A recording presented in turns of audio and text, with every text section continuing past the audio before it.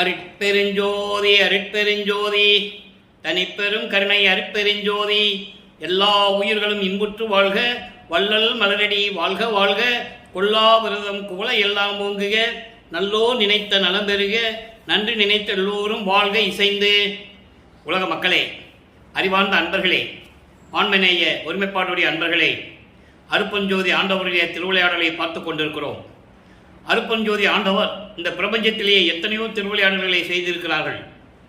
ஆனால் கலியுகத்தினுடைய கடைசி திருவிளையாடல், அதாவது கிரேதயுகம், திரேதயுகம், துவார யுகம், கலியுகம், 4 யுகங்களிலுமே செய்த திருவிளையாடல்கள் ஏராளம். ஆனால் கலியுகத்தினுடைய கடைசி திருவிளையாடல், கலியுகம் 1900 ஆண்டு முடிந்தது. 1823 ஆண்டு தன்னுடைய கடைசி திருவிளையாடலை தொடங்குகிறார். காரணம், இந்த பிரபஞ்சம் தோன்றிய காலத்திலிருந்தே கிரேதயுகம், திரேதயுகம், துவார யுகம், கலியுகம் 4 யுகங்களும் தோன்றி, இந்த 4 யுகங்களிலுமே சமயங்களும் மதங்களும் மார்க்கங்களும் தோன்றி, அதற்கு ஏற்றபடி உருவங்களை அமைத்து, தங்கள் மனதில் உள்ள கருத்தாக்களை உருவமாக நினைத்து அந்த உருவங்களை அமைத்து, வழிபாடு தலங்களை அமைத்து, வழிபாட்டு முறைகளை அமைத்து மக்களை வழிபட செய்து விட்டார்கள். சைவ சமயம், வைணவ சமயம், கௌபாரம், காணாபத்தியம், சௌரம், இப்படி பல சமயங்கள் உருவாகின. இப்படி பல மார்க்கங்களும் உருவாகின. மார்க்கங்கள் உருவாகி, சமயங்கள் உருவாகி, அதுக்கேற்ற தலைவர்களை உருவகப்படுத்தி கோயில்களை அமைத்து, வழிபாட்டு முறைகளை அமைத்து மக்களை வழிபட செய்து விட்டார்கள். இதுக்கெல்லாம் ஆயுள் காலம் உண்டு. ஒவ்வொரு யுகத்துக்கும் ஆயுள் உண்டு. சமயங்கள், மதங்கள், மார்க்கங்களுக்கும் ஆயுள் காலம் உண்டு. அது முடியும் தருவாயில் உலக மக்களுக்கென்று ஒரு மார்க்கம் வேண்டும், சமரசமாக இருக்க வேண்டும். அந்த மார்க்கம் சுத்த நிலையில் இருக்க வேண்டும். எப்படிப்பட்ட சுத்த சன்மார்க்கத்தை அருப்பஞ்சாண்டவர் நிறுவி அதை ஒப்படைப்பதற்காக தனது மகனை, தனது செல்வ பிள்ளையை ஒரு தாயின் வழியாக இந்த பூலோகத்திற்கு வருவிக்க செய்தார். அதை திருவெட்பாவிலே இருக்கின்ற பாடலின் மூலமாக, ஒவ்வொரு பாடலின் மூலமாக 4 திருமுறைகளிலும் எப்படி பிரபஞ்சத்தின் உண்மைகளை கூறியிருக்கிறார் என்பதையும், அதன் பிறகு 6ஆம் திருமுறையிலே வல்லப்பமானவர்கள் சுத்த சன்மார்க்கத்தை பெற்று எப்படி நிலைகளை கூறுகிறார் என்பதையும் ஒவ்வொரு பாடலின் மூலமாக பார்த்து கொண்டிருக்கிறோம். அருப்பஞ்சோதி ஆண்டவருடைய திருவிளையாடல் மறைக்கப்பட்டது. அதன் மூலமாக திருவெற்பா மூலமாக தான் இந்த உலகிற்கு தெரிய வருகிறது. அதே போன்று வல்லற்பமானவருடைய கடவுள் நிலை, அவருடைய அருள் ஆற்றல் எப்படிப்பட்டது என்பதை திருவெற்பா மூலமாக தான் நாம் தெரிந்து கொள்ள முடியும். உலகியலிலே பலவிதமாக பேசினார்கள். இனிமேல் திருவெட்பாவில் இருக்கின்ற உண்மைகளை பார்த்து எப்படி பேச வேண்டும் என்பதை தான் திருவெட்பாவில் இருந்து நாம் பார்த்து கொண்டிருக்கிறோம். யூடியூப் வாயில் மூலியமாக 4 வருடங்களாக போராடி கொண்டிருக்கிறேன். இறைவன் கொடுத்த விளக்கத்தை மக்களிடம் சொல்லிக் கொண்டிருக்கிறேன். இன்னும் 4 ஆண்டுகள் அந்த விளக்கத்தை சொல்ல வேண்டியிருக்கிறது. எனவே மக்களே, இந்த அருப்பஞ்சனுடைய திருவிழாவுடைய பதிவை நீங்கள் தொடர்ந்து பார்க்க வேண்டும். இது விளம்பரத்திற்காகவோ பணம் சம்பாதிக்கிறதுக்காகவோ இதை நம்ம பேசுறதில்லை. திருவெட்பாவை மக்களிடம் கொண்டு போய் சேர்க்க வேண்டும் என்ற இறைவனுடைய கட்டளையின்படி நல்ல நோக்கத்தோடு தான் இந்த பதிவை நாம் பதிவு செய்து கொண்டிருக்கிறோம். எனவே இன்று பார்க்க போகிறோம் 1ஆம் திருமுறையிலே, அதாவது ஒரு தாயின் வழியாக வருவிக்கு உற்ற பிறகு, அதாவது அருப்பஞ்சாண்டவர் தனது மகனை, தனது தெய்வ மகனை, செல்வ மகனை, செல்வ பிள்ளையை ஒரு தாயின் வழியாக வருவிக்க செய்கிறார். அப்படிப்பட்ட மகன் வருவிக்கு உற்ற பிறகு நமது பிள்ளை பெருமானவர்கள் 8 ஆண்டுகள் வரையிலும் தான் யார் என்று தெரியாத நிலையில் இருந்து கொண்டிருக்கிறார்கள்.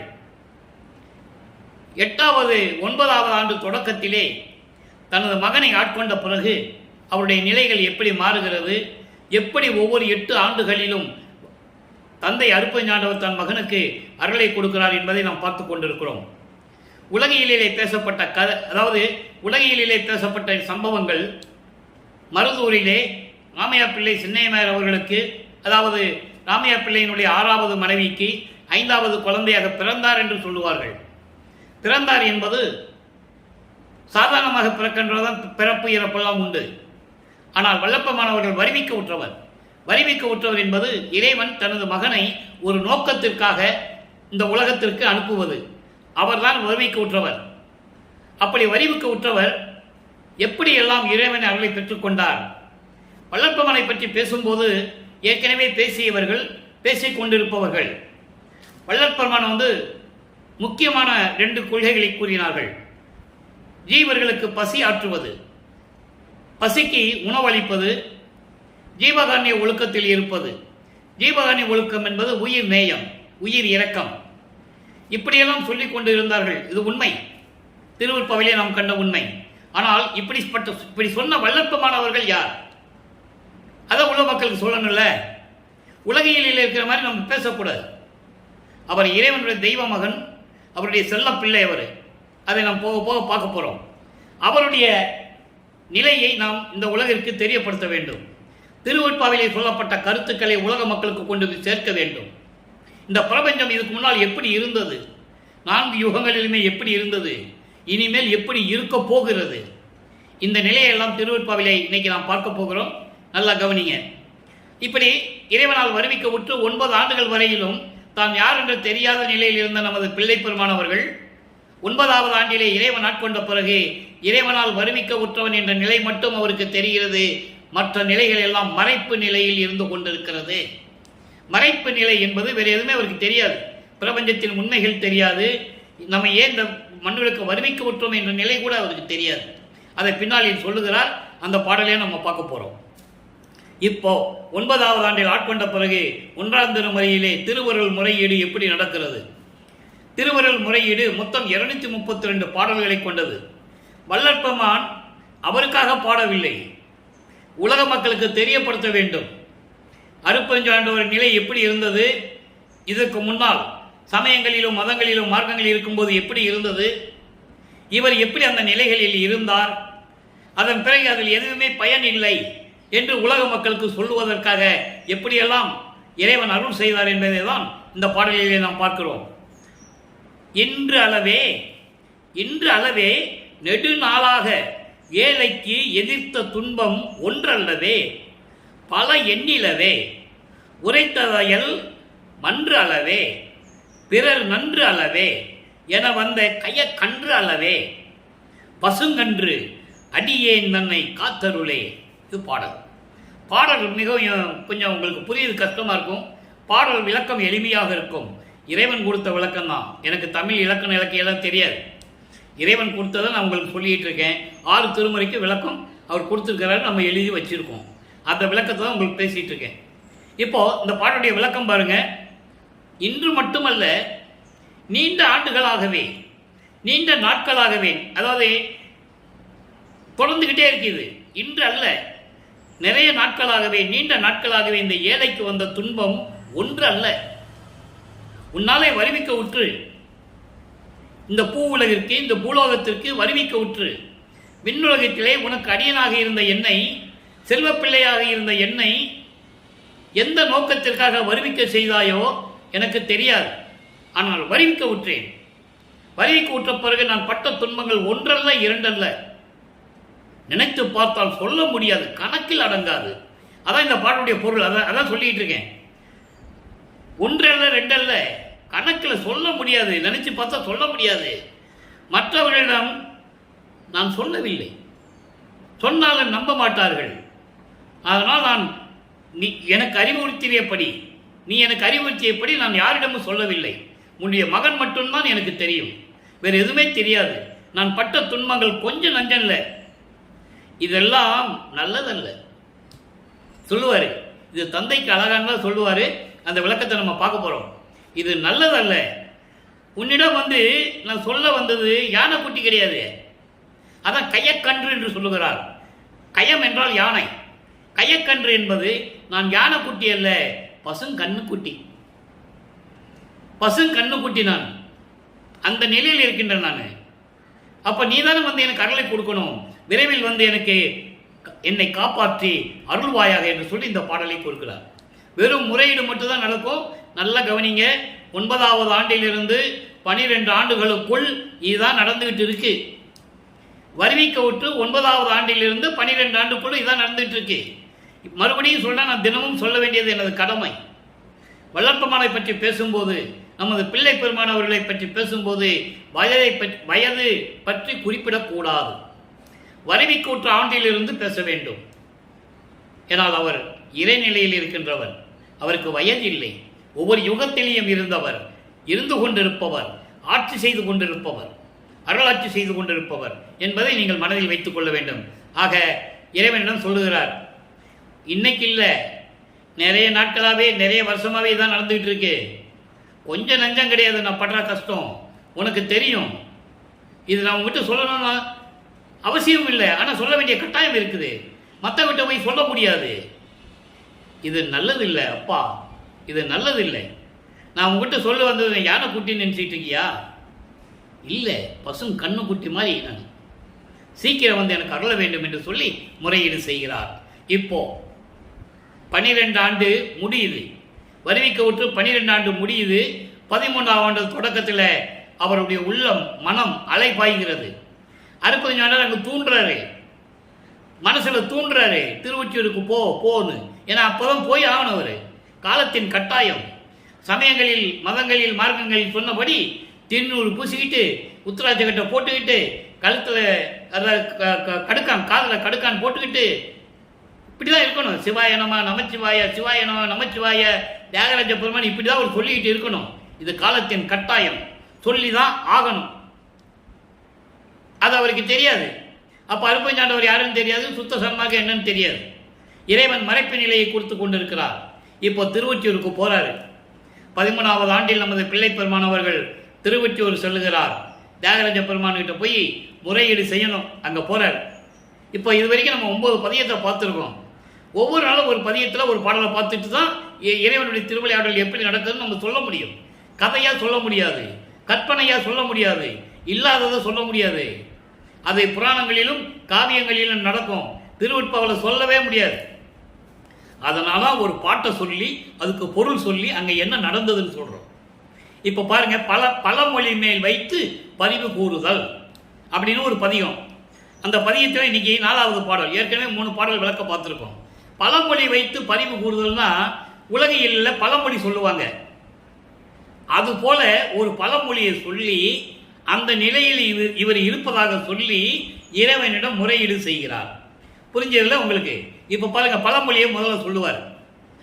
களம் இல்லாது களம் இல்லாது வான் கடல் கடப்பவன் போல். கடல்ல போறோம், கடலை கடந்து போனோம். என்ன பண்ணணும்? படகுல தான் போகணும். கடல்ல நடக்க முடியாது, பறக்க முடியாது. அப்ப கடலுக்குள்ள போகணும்னா ஒரு இலக்கை போய் பிடிக்கணும்.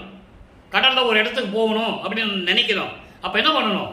படகு இருக்கணும். படகுல போய் அந்த துடுப்பை போட்டு படகை ஓட்டிட்டு போகணும். அப்ப படகு இருந்தாதான் கடலுக்குள்ள போக முடியும். படகை இல்லாம நான் கடலை கடந்துருவேன்னு சொன்னா எவ்வளவு முட்டாள்தனம் என்பது உலகியல்ல சொல்லுவாங்க.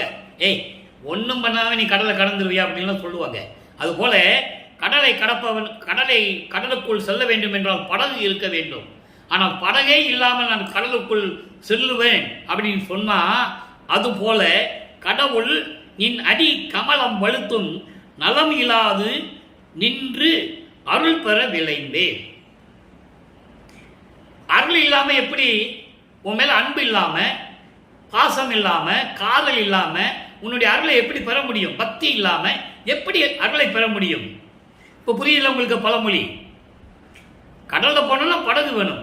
நான் படகே இல்லாம நான் கடலுக்குள்ள போய்வேன் அப்படின்னு சொல்லுவது போல, உன்னை வணங்காமல், உன்னிடம் பக்தி இல்லாமல், காதல் இல்லாமல், அன்பு இல்லாமல் உன்னுடைய அருளை பெற விளைந்த இந்த நாய் போன்ற நான் செய்யும் நவை பொறுத்து அருள்வாய்.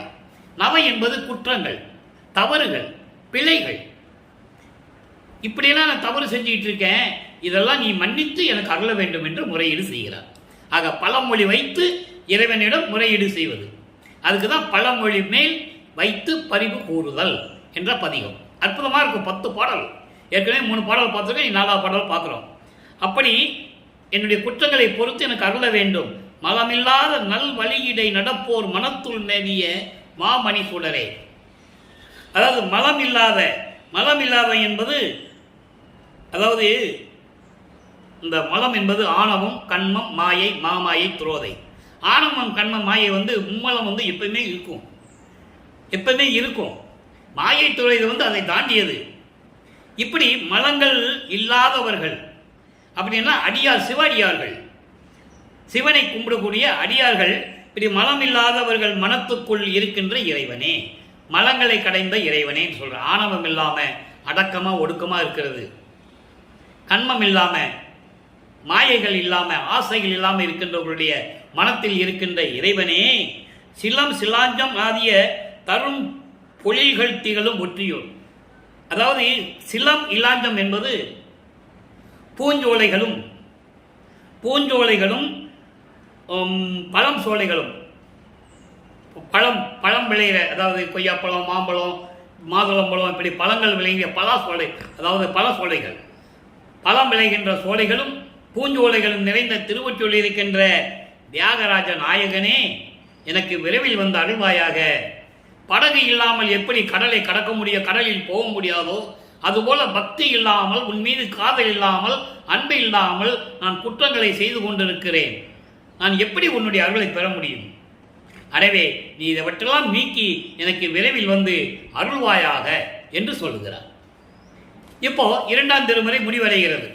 2ஆம் திருமுறை முடிவடையும் போது, அதாவது 2ஆம் திருமுறை இந்த பாடல் நிலை முடிவடையும் போது, இன்னும் 2ஆம் திருமுறை நிறைய இருக்கு, 1200 பாடல்கள்.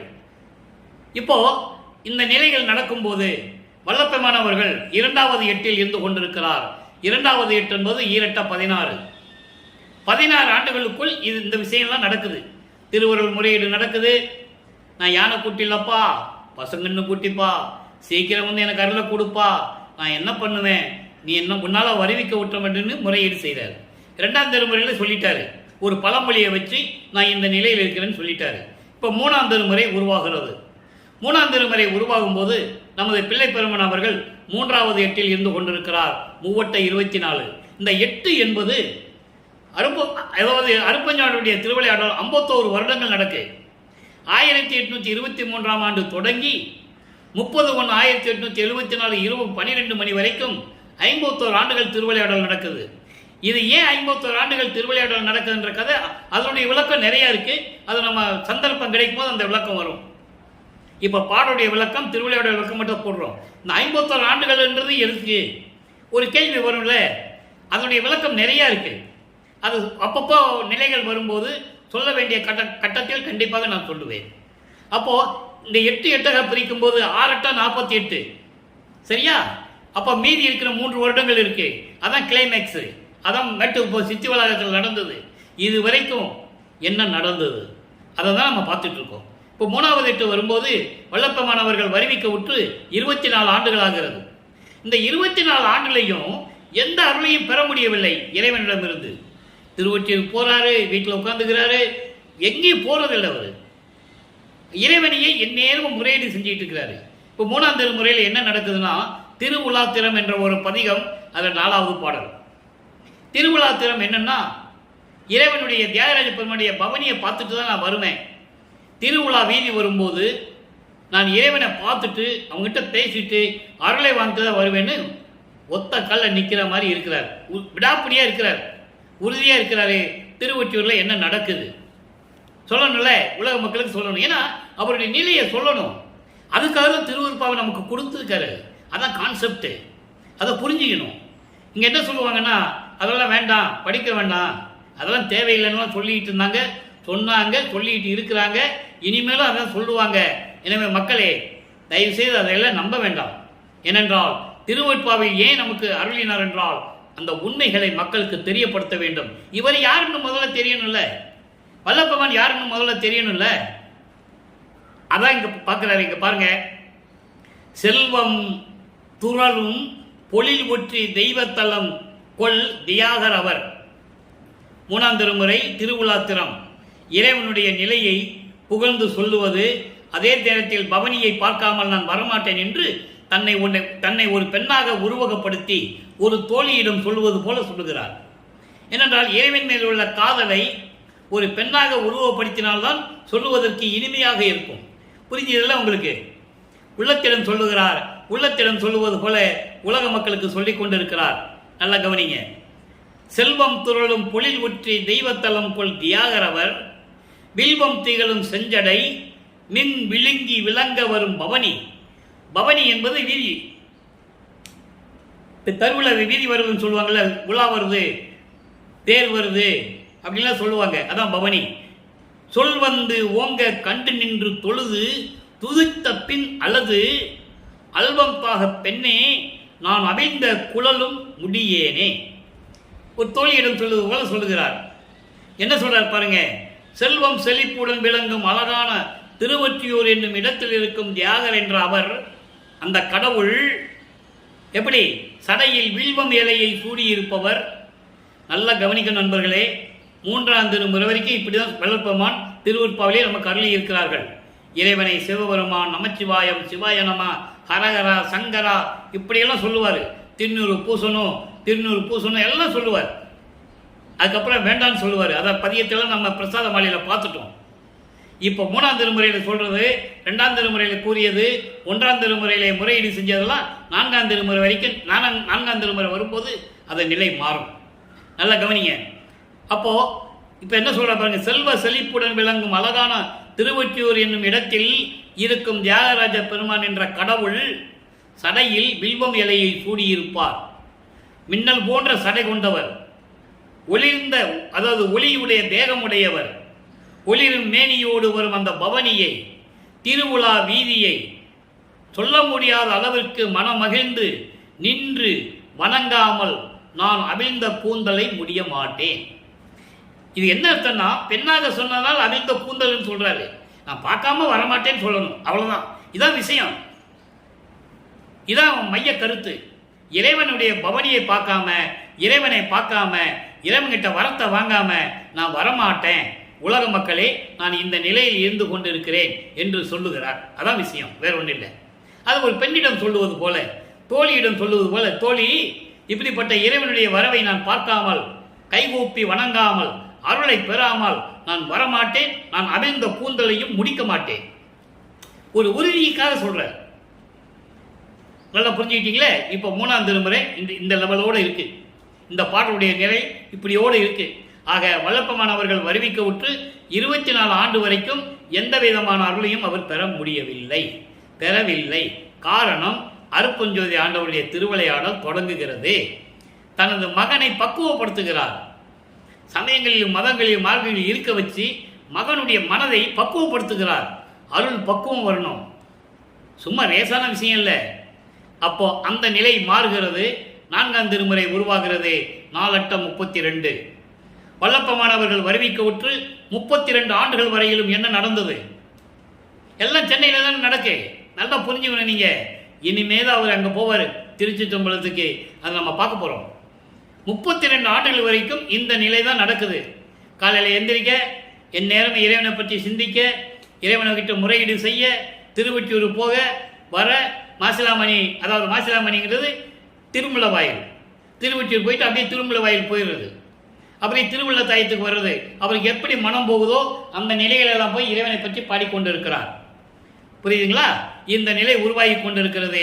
இப்போ 4ஆம் திருமுறை வரும்போது வல்லப்பெருமான் அவர்கள் வருவிக்க விட்டு 32 ஆண்டுகள் ஆயிடுச்சு. அதாவது 25 ஆண்டிலிருந்து 32 ஆண்டுகளுக்குள்ள என்ன நடந்தது? அதுல மிகவும் முக்கியமானது, தனக்கோடி அம்மையாரை தாலி கட்டி அந்த அம்மையாருக்கு மோட்ச வீட்டை காட்டி விமோசனத்தை கொடுத்தது. எல்லா தரங்கள் திருவருட்பால உண்டு. அப்போ ஏன் அந்த நிலை நடந்ததுன்னா, இறைவனுடைய திருவிளையாடல் அங்கே நடக்கணும். இந்த அம்மாவுக்கு மோட்ச வீட்டை கொடுத்துட்டு, அந்த பந்தத்தை விட்டு, அந்த பாசங்களையும் பந்தங்களையெல்லாம் விட்டு, பற்றுகளை அறுத்து விட்டு, இவர் வெள்ளாடை அணிந்து சுத்த சன்மார்க்கத்தை பெறணும். புரியுது உங்களுக்கு? இப்ப பாருங்க, 4ஆம் திருமுறையில என்ன சொல்றாரு? அதிசய மாலை. அதாவது 4ஆம் திருமுறையில அன்பு மாலையில 31வது பாடல், கடைசி பாடல் அதிசய மாலை. நாளைக்கு இன்னைக்கு கூட அன்பு மாலை முடிஞ்சது. 1ஆம் திருமுறை முடிஞ்சது. நாளைக்கு 2ஆம் திருமுறை போயிருவோம். அருட்பிரகாச மாலைன்னு சொல்லி 100 பாடல் இருக்கு. ஒவ்வொரு பாடலையும் என்ன நடக்குதுன்னு அங்கே நமக்கு தெரியும். இப்போ 31வது பாடல், கடைசி பாடல் அன்பு மாலையில. இந்த பாடலை என்ன இறைவனுடைய திருவிளையாடல் நடக்குது, எப்படி சொல்றாரு? செவ்வண்ண திருமேனி கொண்டு ஒரு பால் பசந்து திகழ் படிக வண்ணமோடு தித்திக்கும் கனியே. இறைவனை சொல்றார். அங்க என்ன சொல்வாரு? பாம்புகளை கழித்தில் அணிந்தவர் தியாகராஜ பெருமான், பல விஷயங்கள் சொல்லுவாரு. ஒவ்வொன்றா நம்ம பார்த்துட்டு வந்துட்டோம். இப்ப 4ஆம் திருமுறை வரும்போது இறைவன் எப்படி சொல்றாரு பாருங்க. செவ்வண்ண திருமேனி கொண்டு ஒரு பால் பசந்து திகழ் படிக வண்ணமோடு தித்திக்கும் கனியே. இவ்வண்ணம் என மறைக்கும் எட்டா மெய்ப்பொருளே, என் உயிரே, என் உயிருக்குள் இருந்து அருளும் பதியே.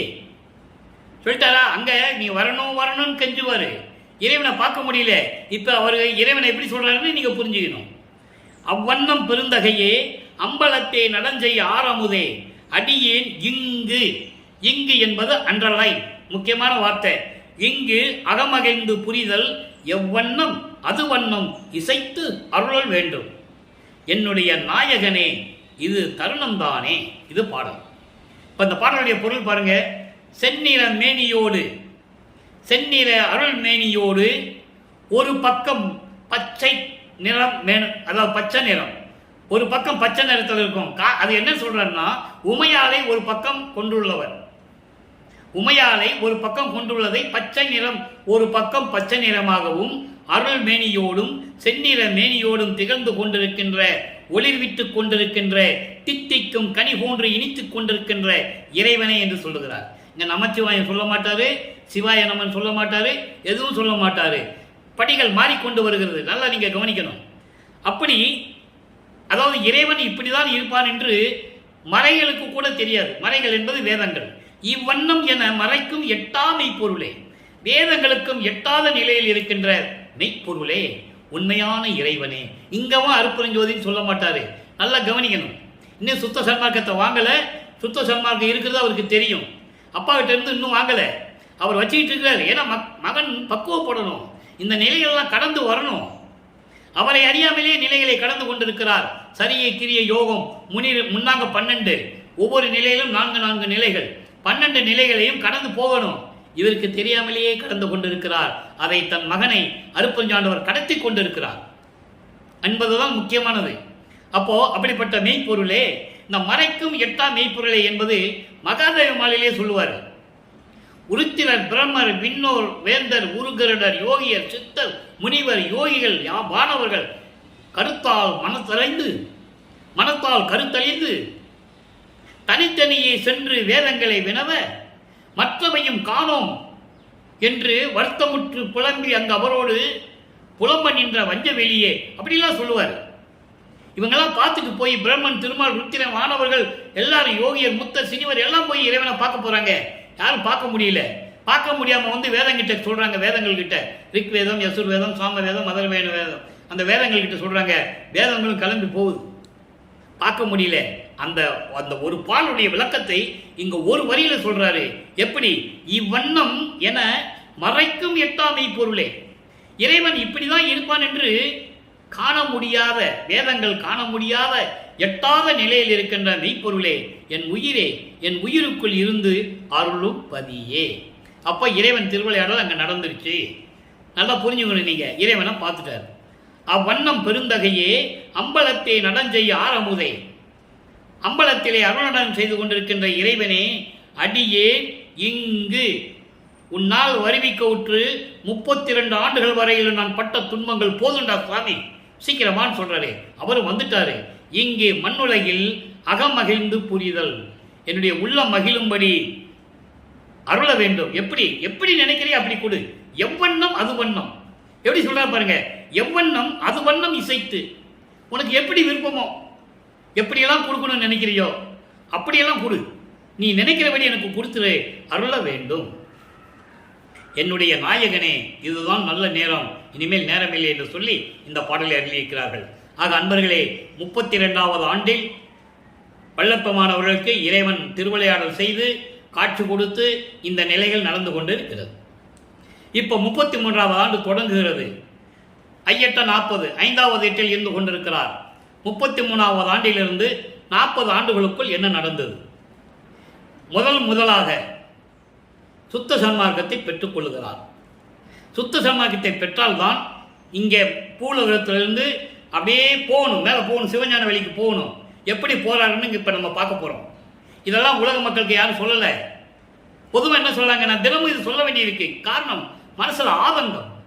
எப்படிப்பட்ட இறைவனை, எப்படி இறையர்கள் கொண்ட இறைவனை சாதாரணமாக பேசினார்கள், பேசிக்கொண்டிருக்கிறார்கள். அதை தடுக்க வேண்டும். அந்த ஆதங்கம் எனக்கு உண்டு இந்த வள்ளலார் மொழியனுக்கு. இப்போ சுத்த சன்மார்க்கத்தை வாங்கியாச்சு. இப்போ உள்ள என்றாகிறாரு, சுத்த சன்மார்க்கத்தில் அப்பா கிட்ட வாங்கியாச்சு, உள்ள என்றாகிறாரு. சரிப்பா நீ மேலே வந்துரு, சிவஞான வழிக்கு வான்னு சொல்லிட்டு அவர் போயிட்டாரு. இவர் நிற்க வைக்கிறார். இரு போகாத, நிறைய விஷயங்கள் இருக்கு, நிறைய விஷயங்கள் இருக்கு, உங்ககிட்ட பேசணும். 32 வருஷம் என்னை அலைய வச்சது போதும், இரு, நான் பேசிட்டு உங்ககிட்ட உத்தரவாதம் வாங்கிட்டு சொல்கிறேன், அப்புறம் நீ கிளம்பு சொல்லிட்டு பிள்ளை பெரு விண்ணப்பம் வைக்கிறார். பதிகம் 20 பிள்ளை பெரு விண்ணப்பம். பிள்ளை பெரு விண்ணப்பத்தில் 126வது பாடல். ஏற்கனவே நம்ம ஒரு பாடலாக பார்த்துட்டு வரோம். இந்த பாடல் என்ன சொல்கிற பாருங்க. 12 ஆண்டு தொடங்கி, நல்லா கவனிக்கணும், சும்மா சாதாரண விஷயம் இல்லை திருவருட்பா. 12 ஆண்டு தொடங்கி, நான் ஏற்கனவே சொன்னேன் 9வது ஆண்டிலிருந்து 12 ஆண்டுகளுக்குள்ள முறையீடு செஞ்சிட்டு இருக்காரு. அப்போ இறைவன் யாருன்னு அவருக்கு தெரியாது, அவர் வருவிக்க விட்டவன் என்ற நிலை மட்டும்தான் அவருக்கு தெரியும், மீதியெல்லாம் மறைப்பு நிலையில் இருக்குதுன்னு நான் சொன்னேன். இப்போ பிள்ளை பெருவிண்ணப்பா அப்பா விட்டு இப்போ தான் அருப்பஞ்சாண்டவர் நேராக வராரு, அவரை நிற்க வச்சு கேட்குறாரு. அதை நீங்கள் நல்லா புரிஞ்சுக்கணும். நில்லு, நீ போகாத, நீ போய் தான் என்னை அலைய வச்சுட்ட, நில்லுன்னு சொல்கிறார். நில்லு சொல்லிட்டு சொல்கிறாரு, 12 ஆண்டு தொடங்கி நான் இற்றைய பகல் வரை அடைந்தவை எல்லாம் உண்ணி நின்று உரைத்தால் உழப்பராது. 12 ஆண்டு தொடங்கி என்னை நீ திருவூற்றிற்கு வர வச்ச பிறகு 32 ஆண்டுகள் வரைக்கும் நீ என்ன பண்ண, என்ன சொல்லு. நான் பட்ட துன்பங்கள் கொஞ்சம் கணக்கே கிடையாது, சொல்ல முடியாது. நான் இன்னும் உங்ககிட்ட முன்னால் பேசணும்னு நினைச்சா சொல்ல முடியாது, அவ்வளவு துன்பங்கள் இருக்கு. நீ வாட்டுக்கு வந்துட்டு போயிட்டே இருக்க, அதெல்லாம் போகக்கூடாது, இரு அப்படின்னு நிற்க வைக்கிறேன். நின்று உரைத்தால் உழப்பராது. நீ எதுக்கு வச்சு நிற்க வச்சு கேட்கிறாரு. இவ்வளவு கஷ்டப்பட்டிருக்கேன் நான், பதில் சொல்லிட்டு போன்னு சொல்றேன். நின்றால் உழப்பராது, அதனால் ஒரு சிலர் உரைத்தனன். ஒரு சிலர் தான் இப்போ நான் உங்ககிட்ட சொல்லிட்டு இருக்கேன். எல்லாம் உன் திருவுள்ளத்துக்கு தெரியும். நான் எப்படியெல்லாம் துன்பப்பட்டேன்னு உன் திருவுள்ளத்துக்கு தெரியும். இருந்தாலும் மொத்தமாக சொல்ல முடியாது உன் முன்னால், இப்போ நேரம் இல்லை. ஒரு சிலதை மட்டும் சொல்கிறேன். எப்படி சொல்கிறார் பாருங்க. சொல்லும்போது அப்படியே மெய் சிலுக்கும், உடம்பு புல்லரிக்கும். எவ்வளவு நிகழ்ச்சிகள் திருவிளையாடல் நடந்திருக்கு, யாருமே சொல்லலையே.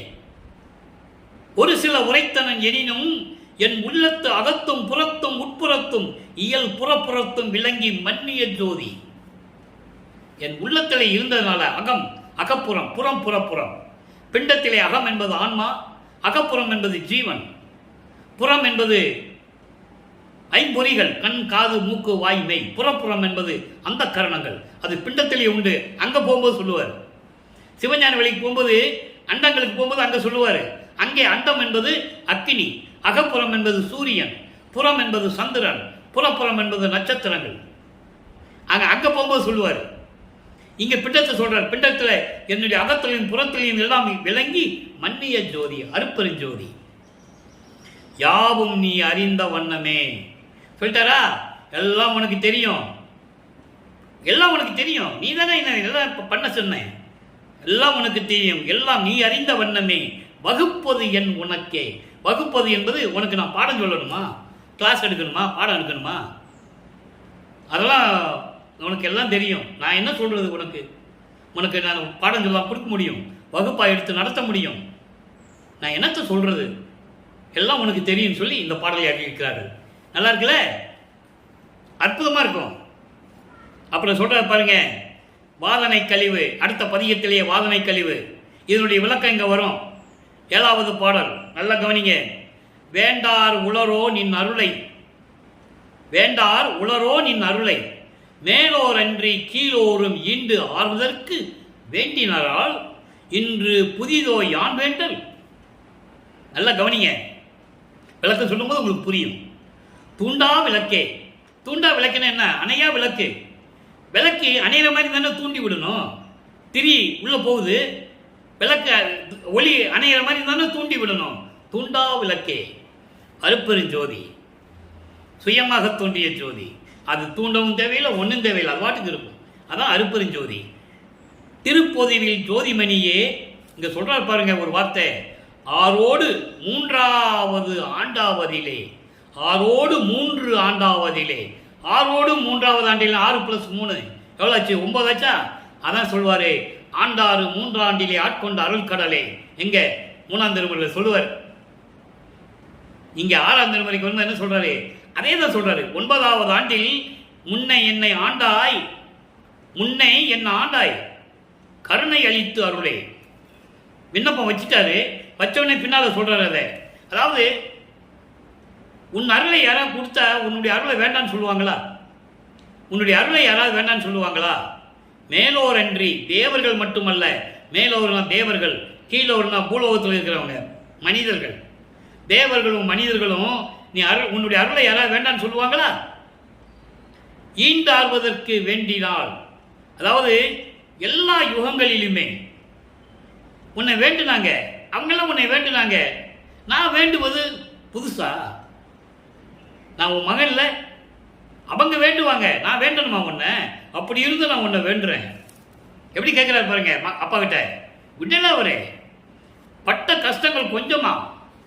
தங்க தொட்டிலும் வைர தொட்டிலும் ஆட பாராட்டி சீராட்டி அங்கே வளர்த்துக்கிட்டு இருந்தாங்க செல்வப்பிள்ளைய கொண்டு வந்து பூலோகத்தில் ஒரு தாய் கருவறையில் வச்சு 10 மாதம் இருட்டறையில் வச்சு என்னை ஏன் கொண்டு வந்தேன்னு கேட்பார். அந்த படம்லாம் இருக்கு. அப்போது அந்த நிலையில் இருக்கும்போது கேட்குறாரு, எத்தனை பேர் எல்லா யுகங்களும் ஒன்று வேண்டுனாங்க, நான் மட்டும் வேண்டது உனக்கு புதுசா?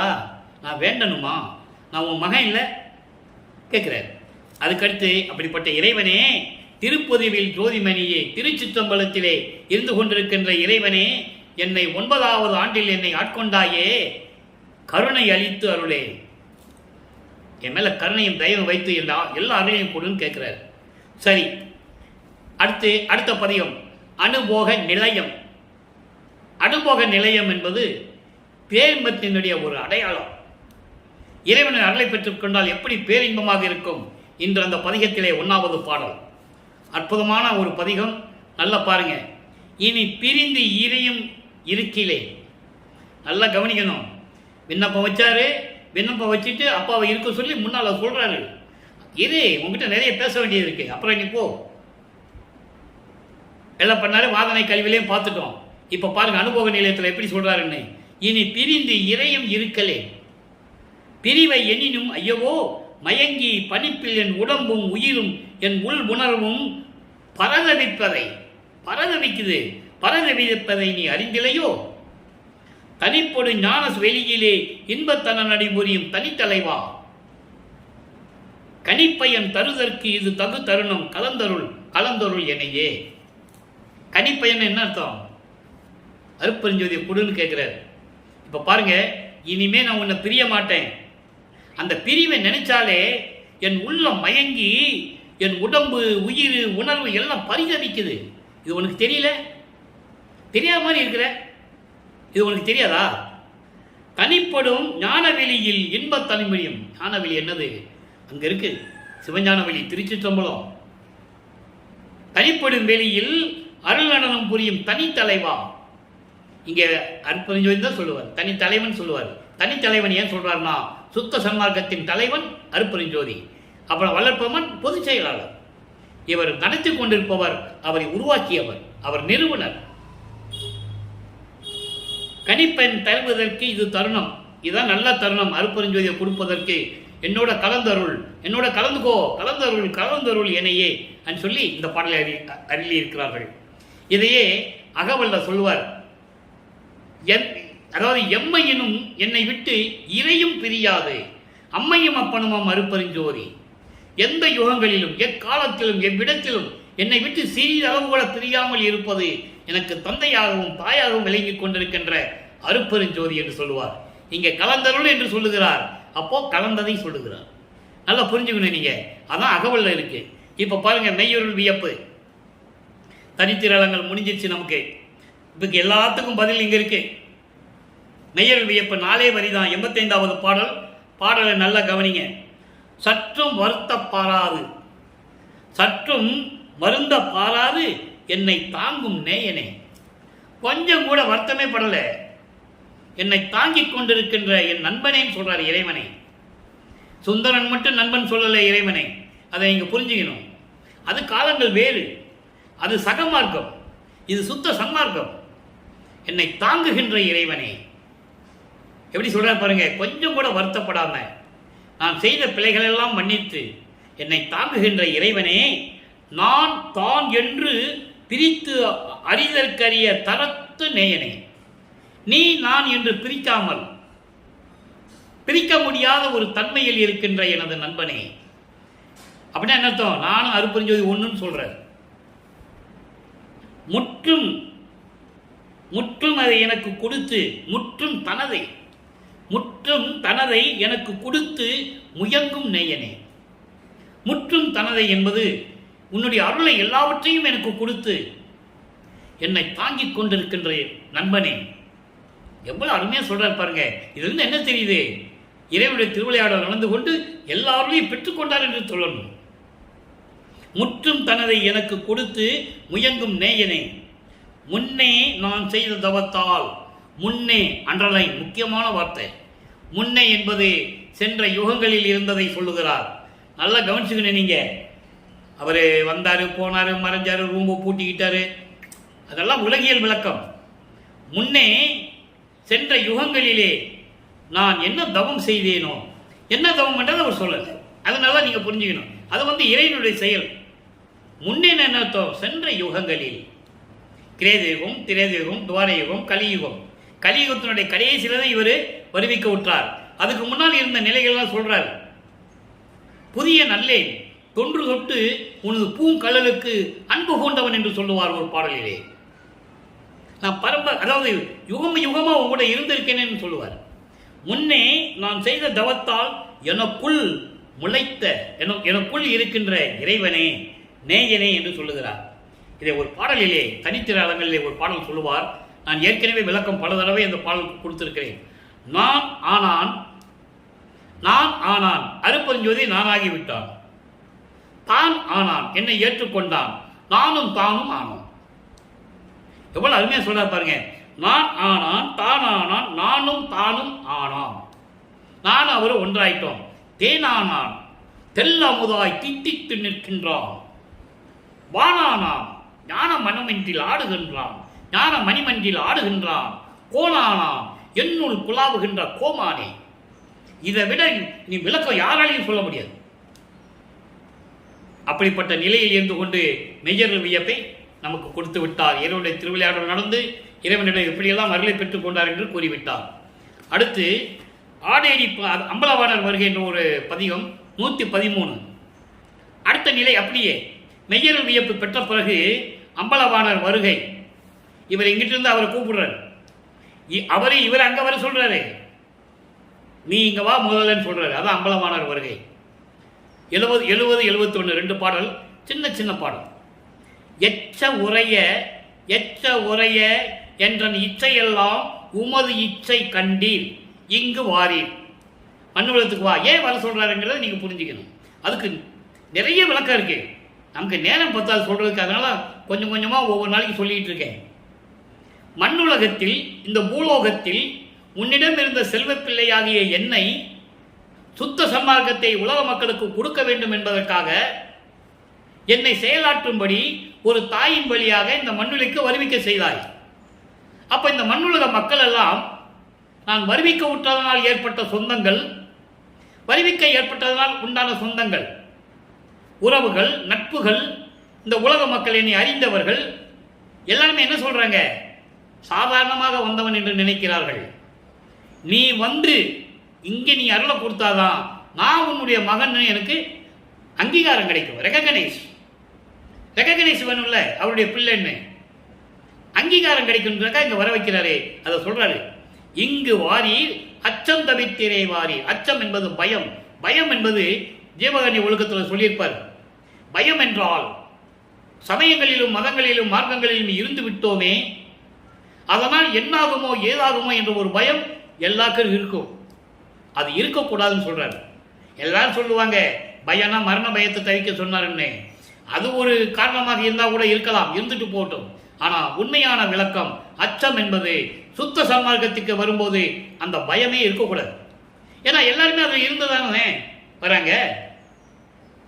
ஏன்னா பல யுகங்களாக நடந்துருச்சு, ரத்தத்துல ஊறி போச்சு. அதை மாத்தணும்னா அவ்வளவு கஷ்டம். பயம் வரும்ல உங்களுக்கு. திடீர்னு நீ கோயிலுக்கு போய் உருவத்தை கும்பிடாதுன்னு சொன்னா அந்த பயம் வரும்ல. அதனால சொல்றாரு, அச்சம் தவிர்த்தீர், அந்த பயத்தை என்னை விட்டு போக்கினீர். எச்ச உரையனா உங்ககிட்ட அருள் எல்லாம் வாங்கிட்டேன், இந்த மிச்சம் மீதி இருக்குல்ல, எச்சம்னு சொல்லுவாங்க. அதை எச்சம்னு சொன்னா மிச்சம் மீதி, பிட்ட உரை தொட்ட உரை, அந்த மீதி இருக்குது இல்ல, அதெல்லாம் இல்லாமல் முழுசா நான் விரும்பியதையெல்லாம் நீ கொடுத்துட்டீர், உமது விருப்பப்படியே கொடுத்துட்டீர். நான் என்னென்ன விரும்பினானோ அதை உன்னுடைய விருப்பப்படி கொடுத்துட்டீரே. இப்போ மண் உலகத்துக்கு வாங்க, இங்கே வாங்க கூப்பிடுறார். அச்சம் தவித்தீரே, அந்த பயத்தை தான் என்னை போக்கி விட்டீர். எண்ணம் எல்லாம் உமது எண்ணம் அல்லாமல் வேறு ஒன்றும் இல்லை. உன்னுடைய திருவிளையாடல் தான் நடந்தது. என்கிட்ட ஒன்றுமே கிடையாது, என்கிட்ட ஒன்றும் இல்லைன்னு சொல்லிட்டேன். எனக்கு இல்லை, எனக்கு எந்த எண்ணமும் இல்லை. நீ செஞ்சதெல்லாம் உன்னுடைய திருவிளையாடல், நீ செஞ்ச, அவ்வளோதான். இங்கே வாங்க, முதல்ல மண் உலகத்துக்கு வா, இதெல்லாம் அப்புறம் பேசிக்கலான்ட்டு. அதுக்கப்புறம் வந்த பிறகுதான் அங்கே கிளைமேக்ஸ் நடக்குது, இங்கே சித்தி வளாகத்தில். அதை நம்ம படிப்படியாக பார்க்க போகிறோம். இப்போ இந்த நிலையை மட்டும் சொல்லிட்டாரு. ஆக உங்களுக்கு இப்போ நல்லா புரிஞ்சிருக்கும் அவருடைய நிலை எப்படிப்பட்ட நிலை, எப்படியெல்லாம் அருளை பெற்றுக்கொண்டார், எல்லாம் உங்களுக்கு புரிஞ்சிருக்கும். இறுதியாக ஒரே ஒரு விளக்கம், ஆடேடி பந்து. பதிகம் 116 ஆடேடி பந்து, 1வது பாடல். ஆடேடி பந்து என்பது 2 பெண்கள் விளையாடும்போது சந்தோஷம் எப்படி இருக்கும், அதை ஒரு பந்து ஆடுவது போல 2 பெண்கள், அதாவது 2 தோழிகள் பந்தாடுகிறார்கள். அப்போ அவங்களுக்கு எவ்வளவு சந்தோஷம் இருக்கு தெரியுமா? அதை உலக மக்களுக்கு உணர்வு பூர்வமாக எப்படி சொல்றாரு, அருட்பெருஞ்சோதி ஆண்டவர் நிலையை எப்படி சொல்றாரு, சுத்த சன்மார்க்கத்தை வாங்கிட்டா எப்படி வாழ்க்கையில சந்தோஷமாக இருக்கலாம் அப்படின்னு சொல்றாரு. அதோடு மட்டும் இல்லாம இவர் எல்லாம் எப்படியெல்லாம் வரத்தை வாங்கிக்கிட்டாரு அதையும் சொல்றாரு. எல்லாமே இந்த பாடல்கள் அடக்கமா இருக்கும். 10 பாடல்கள் அருமையா இருக்கும். பெண்கள் விளையாடுவது போல உலக மக்களுக்கு சொல்றாரு. இங்க பாருங்க, வாலி என் தோழி, தோழியே நீ நீடூழி வாழ்க. யாரு சொல்றாரு? மக்களை சொல்றாரு. மக்களே, உலக மக்களை நீங்கள் நீடூழி வாழ வேண்டும். அந்த அர்த்தத்தை நீங்க புரிஞ்சுக்கணும். அவரு பெண்களை 2 பெண்கள் பந்தாடுற மாதிரி சொல்லியிருந்தானா அது ஒரு பாட்டுன்னு நினைச்சிடக்கூடாது. அது அவ்வளவு விளக்கங்கள் இருக்குது. உலக மக்களுக்கு சொல்றாரு, உலக மக்களே நீங்கள் நீடூழி வாழ வேண்டும். அதான் சொல்றாரு, வாலி என் தோழி. எவ்வளவு அற்புதமா இல்லை? அடுத்து பாருங்க, என் வார்த்தை கேள், உலக மக்களே என்னுடைய வார்த்தையை கேளுங்கள், நான் சொல்லுவதை கேளுங்கள். என்றும் மரணமில்லா வரம் நான் பெற்றுக்கொண்டேன் சொல்லிட்டாரா? என் தந்தையிடமிருந்து நான் மரணமில்லா வரத்தை பெற்றுக்கொண்டேன். என்றும் எக்காலத்திலும். இப்போ ஒளி யுகம் நடந்துகிட்டு இருக்கு, இதுக்கு வயசு இல்லை. இனிமே இதுதான் ஸ்டாண்டர்டு, இதுதான் பெர்மனன்ட். அந்த யுகங்களாம் முடிஞ்சு போச்சு. கிரேதயுகம், திரேதயுகம், துவாரயுகம், கலியுகம், அதையே பற்றி பேசிட்டு இருக்கோம். அதெல்லாம் முடிஞ்சு போச்சு. இப்போ ஒளி யுகம், இதை பற்றி தான் நம்ம பேசணும். சதுர யுகம், இதை பற்றி தான் நம்ம பேசணும். இதுக்கு வயது வித்தியாசமே, வயதே கிடையாது, ஆண்டுகள் கிடையாது. அது அந்த யுகங்களுக்கெல்லாம் ஆண்டுகள் உண்டு. கிரேத யுகத்துக்கு 17,28,000 வருடம், அதுக்கப்புறம் அந்த யுகம் முடிஞ்சு போச்சு. திரேத யுகத்துக்கு 12,90,000 வருடம் முடிஞ்சு போச்சு. துவார யுகம், அதான் நவநீத மார்க்கம்னு சொல்லுவாங்க. அதை இவனுடைய திருமாலுடைய 9 அவதாரங்கள் நடந்தது அங்கதான் முடிஞ்சு போச்சு. 8,64,000 வருடம் முடிஞ்சு போச்சு. கலியுகம் 5,000 வருடம் முடிஞ்சு போச்சு. இப்போ ஒளியுகத்தில் இருக்கிறதுக்கு வயசு கிடையாது, கால ஆண்டுகளையே கிடையாது. சமரச சுத்த சன்மார்க்கம் இது. எல்லா மார்க்கங்களும் ஒளிஞ்சிடுச்சு. இப்போ சுத்த சன்மார்க்கம் தான் இருக்குது. அதாவது சொல்றாரு, சூழியில் செஞ்சுடர் தோன்று ஒரு கீழ்ப்பால் தூய் திசை நோக்கினேன், சீர்த்திகள் சித்தி ஊழி ஒரு ஊழி நின்று ஆடுவேன் சொல்லிட்டாரா? ஒவ்வொரு யுகத்திலே இருந்தாருன்னு சொல்லிட்டாரு. ஏற்கனவே இருந்தவர். அவர் சுத்த சன்மார்க்கத்தை உலக மக்களுக்கு சொல்ல வேண்டும், உலக மக்களுக்கு ஒரு மார்க்கத்தை தர வேண்டும் என்றே வந்தவர். உயிர் இலக்கணம் என்ன, ஜீவகானிய ஒழுக்கணம் என்ன, இந்திரிய ஒழுக்கம், கர்ண ஒழுக்கம், ஜீவ ஒழுக்கம், ஆன்ம ஒழுக்கம், ஒழுக்கங்கள்லாம் என்ன, இதை சொல்றதுக்காக தான் இந்த உலகிற்கு வந்தவர், வருவிக்க விட்டவர். அது முடிஞ்சிருச்சு. இறைவன் தந்தை மகனோடு சேர்ந்துட்டு 2 பேரும் கடவுள் ஆயிட்டாங்க, ஒளி ஆயிட்டாங்க, அவ்வளவுதான். மறையில செய்யல, ஒளி ஆயிட்டாங்க, இறைவன் ஆயிட்டாங்க, அவ்வளவுதான். எங்க மறைஞ்சாரு? சித்தி விளையாத்துல இருந்துட்டு தான் பிரபஞ்சத்தை இயக்கிட்டு இருக்காரு. அவர் எங்க மறைஞ்சாரு? பாடல சொல்றாரு, எல்லா ஆதாரங்கள் இருக்கு. அப்போ ஒவ்வொரு இவளெல்லாம் சித்தி பண்ணிவிட்டு கிழக்கு திசையை நீக்கின பார்த்தேன், கீழ் திசையை தூய திசை, அங்கதான் அருட்பெருஞ்சாண்டவர் உதயமாகிறார். சூரியன், சந்திரன் எல்லாமே அருட்பெருஞ்சோட கண்ட்ரோல் தான். அருட்பெருஞ்சோதி இருந்தால் தான் சூரியனுக்கு ஒளி கிடைக்கும், இல்லை கிடைக்காது. சூரியனுக்கு ஒளி கிடைச்சாதான் சந்திரனுக்கு ஒளி போகும். இதெல்லாம் நிலைகள் இருக்குது. அதெல்லாம் பேசணும்னு நிறைய பேசுவோம். நம்ம பாடல் விளக்கம் மட்டும் நம்ம பார்ப்போம். அப்போ இப்படியெல்லாம் இருந்து எல்லா அருளையும் கொடுக்கக்கூடிய ஒவ்வொரு யுகத்திலையும் நான் சித்திகள் செய்து கொண்டு விளையாடி கொண்டிருப்பேன். விளையாடி கொண்டிருப்பேன் என்ற ஆடுவேன் என்ன அர்த்தம்? நான் செயலாற்றிக் கொண்டிருப்பேன், பிரபஞ்சத்தை இயக்கிக் கொண்டிருப்பேன் என்று சொல்கிறார். இந்த பிரபஞ்சத்தை இயக்கிறது யாரு? வல்லற்பெருமானார். ஐந்தொழிலும் செய்தது யாரு? வல்லற்பெருமானார். பஞ்சபூதங்களை அடக்கிக் கொண்டு இந்த பிரபஞ்சத்தை காத்துக் கொண்டிருப்பவர் யார்? அருட்பெருஞ்சோதி ஆண்டவர் தன்னுடைய தந்தையின் கட்டளைப்படி இயக்கிக் கொண்டிருப்பவர் வல்லற்பெருமான் என்பதை இந்த நேரத்தில் நான் பதிவு செய்ய கடமைப்பட்டிருக்கிறேன். யாராலையும் மறுக்க முடியாது. திருவிற்பாலை அவ்வளவு ஆதாரங்கள் உண்டு. அப்போ அப்படியெல்லாம் இருந்துட்டு உன்னிதியேல் நீயும் உன்னிதியேல், உலக மக்களே நீங்களும் நினைத்தால் சொல்றாரு பாருங்க. அதை ஒரு தோழியிடம் சொல்லுவது சொல்றாரு. நீங்களும் நினைத்தால் என்னுடைய மன்னருடைய அருள் ஆணை, நீங்களும் அருட்பெருஞ்சோதியை பெற்றுக்கொண்டு அருட்பெருஞ்சோதி ஆழி கரத்து அணிந்து ஆடேடி பந்து. ஆழி கரம் என்பது ஒரு கங்கணத்தை கையில் கட்டி கொண்டு நீ மகிழ்ச்சியோடு இருக்கலாம் என்று சொல்லுகிறார். சுத்த சன்மார்க்கத்தை பெற்றுக்கொண்டு, கங்கணம் என்ன? சுத்த சன்மார்க்கம். சுத்த சன்மார்க்க நெறிகளை பின்பற்றி கொண்டு அருட்பெருஞ்சோதியை வணங்கி நீ வாழலாம், நீ டூலி வாழலாம். அடேடி பந்து, அடேடி பந்து நீ டூலி வாழலாம், மகிழ்ந்து வாழலாம். உலக மக்களே, இப்படி ஒரு நிலையில் இறைவன் இருக்கின்றார். அருட்பெருஞ்சோதி ஆண்டவர் அவருடைய சுத்த சன்மார்க்கத்தை நீங்கள் பெற்றுக்கொண்டு கையில் ஏந்தி கொண்டு அந்த அருளை பெற்றுக்கொண்டு நீங்கள் உலக மக்களே வாழ வேண்டும், நீடூழி வாழ வேண்டும், வாழ்வாங்க வாழ வேண்டும். நான் இறைவனிடம் இப்படியெல்லாம் இருந்து கொண்டு மரணமில்லா பெருவாழ்வை பெற்றுக்கொண்டேன், எல்லாரையும் பெற்றுக்கொண்டேன், இந்த பிரபஞ்சத்தை இயக்கிக் கொண்டிருக்கிறேன் என்று சொல்லி இந்த பாடலை நமக்கு அருளி இருக்கிறார்கள். எனவே அன்பர்களே, இன்று நான் பார்த்த அருட்பெருஞ்சோதி ஆண்டவருடைய திருவிளையாடல் உங்களுக்கு நல்லா புரிஞ்சிருக்குன்னு நான் கருதுகிறேன். தினமும் பாருங்க, பார்த்தாதான் இறைவனுடைய நிலை தெரியும்.